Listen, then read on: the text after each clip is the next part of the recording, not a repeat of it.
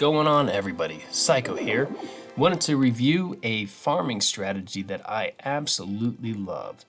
And this farming strategy involves using goblins, more specifically, the sneaky goblins. If you haven't used these little guys yet, they are phenomenal to use. Their attack strength is way above the regular goblin, and that cloaking ability just gives such an amazing advantage. I wanted to show you at the beginning, and before I start this, my goal is to raid for 1 hour and see how much loot I can actually get. So as you can see right now, my dark elixir's close to full, my pink stuff all the way full. So I'm gonna go ahead and spend some of this here just to lower that down. So as I do my raiding, I will have plenty, and I don't wanna get to the point where I'm too full and I'm not actually making any elixir or any gold stuff off of my raids here. During this, I'm going to end up using a training potion. I don't activate it yet. I'm going to wait until after I've started to deplete my troops, I should say.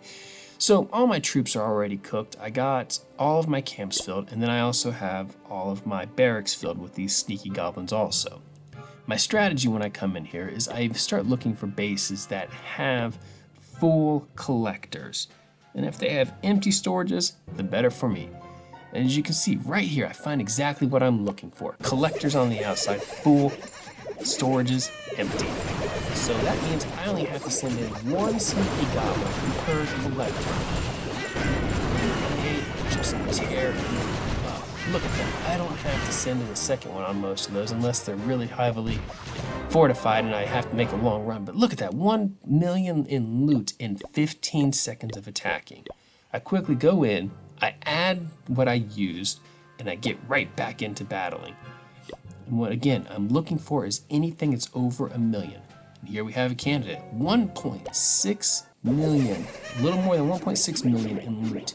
As you can see, those storages are not protected very well by walls. So when I'm deciding my goblins, it's going to take more time than what I did on the next one because I'm trying to get to this goblin. As you can see, it's a long run to get to him. A lot of defenses there. So I go ahead and take out all of my collectors first, and then I start looking at how I'm going to get to those storages. In this case, I'm going to go ahead and drop a jump spell there so I can get those 3 storages right down there by the bottom. And I'm going to send in another one at the top, I believe, to grab that dark elixir. I can't remember if I was too focused on it. We'll see. With that jump spell, I'm going to get those 3, and then I'm going to focus on that 4th over here once I do take out that storage up there, because I'm going to try to come in from the top there. Trip that bomb, send in some more goblins, pick it up. Now let's focus on that south. I looked at, what am I going to do? Am I going to send in my wall wrecker or come in from the north? I decided to come in from up top and sneak right past all those defenses there and see how long it takes before they start to flash again. I feel, I'm not going to risk anymore. I'm just going to move on. So I collect 1.1 million, rebuild my troops, and get back into it again. Now, my goal is to find a battle as quickly as possible. I don't like it when it goes more than 4 or 5 searches, and I start to get antsy. Right here, I was really tempted, but I saw most of it was in the storages. So I moved on to the next one, and again, anything under 1 million, next. Don't even waste your time with it. Because sometimes you'll get to those ones that are just close to 1 million, and you're like, maybe I can go for it, but then you don't get it all, and you walk away with maybe 600,000 or 700,000. Not a bad day, but we're looking for big paydays.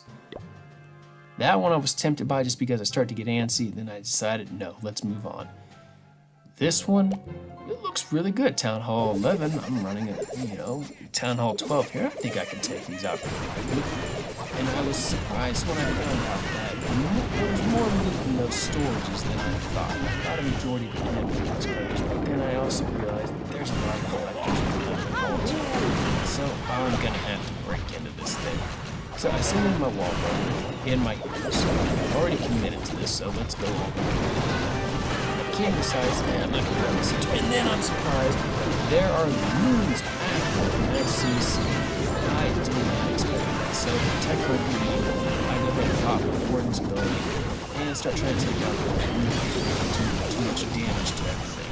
I get those taken out and start focusing on the attack. And the same target in front starts damaging. Go ahead and pop his ability. take out as much as I can. So, clean route is going up, continue to clear out some stuff like that. I'm trying to get to that point. So I tried bringing in some getting in there on the path of super decided to go ahead and sneaky goblins.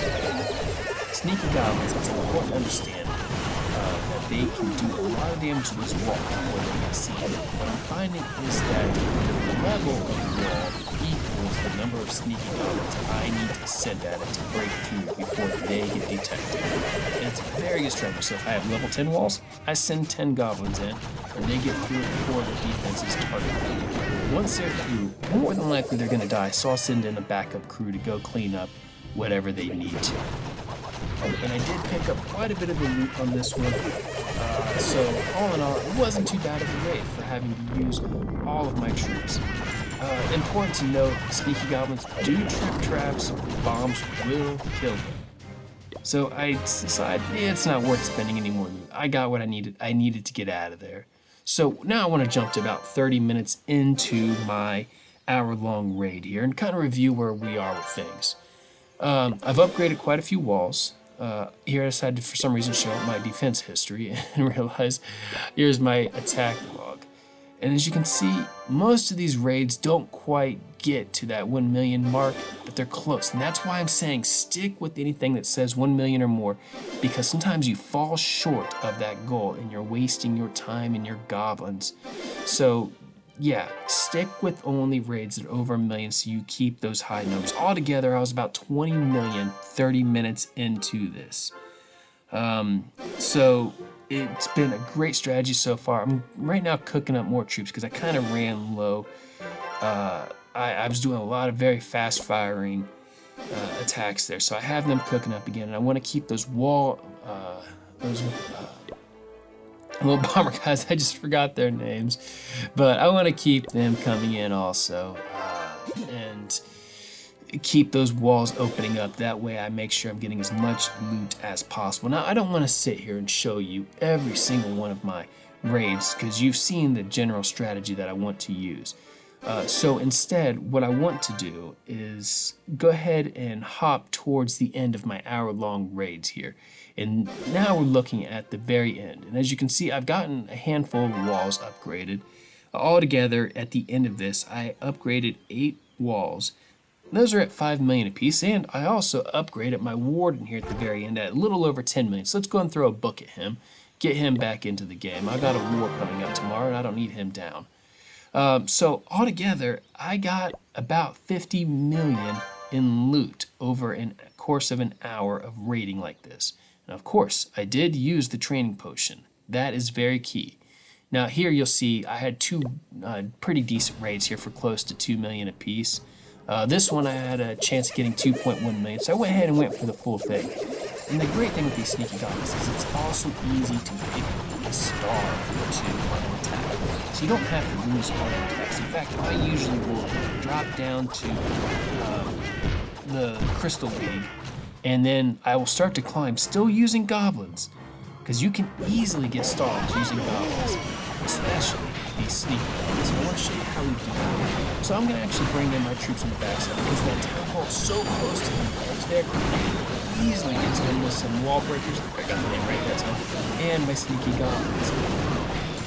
So I want to try and get the 2 stars and also pick up as much loot as possible.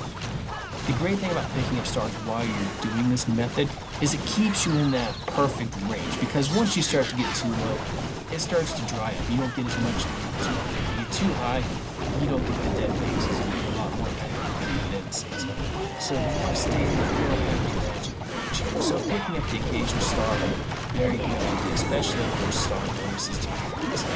So I popped the King's ability down south and try to get him to do as much of his defenses as possible so my goblins can have an easier time with that town hall. I don't want them to get there and not quite get it done, but I want to also show you how easy it is for these sneaky goblins to take out. So I send in all my little Bob boys, but none of them make it. So instead, let's bust out the sneaky goblins. Throw in the jump spell, throw in the rage, and look how quickly they take this thing down without being seen. Boom. Just like that. That's why they're also great to use blimp attacks. If you want to send a blimp in to just snipe a town hall, it doesn't take very many of these little goblins to take out that town hall, and they are not spotted. So really easy 2 stars, a lot of loot. Great strategy to use. If you have not given these guys a shot yet, I love these super troops. Use this strategy, get some loot, and have yourself a fantastic time.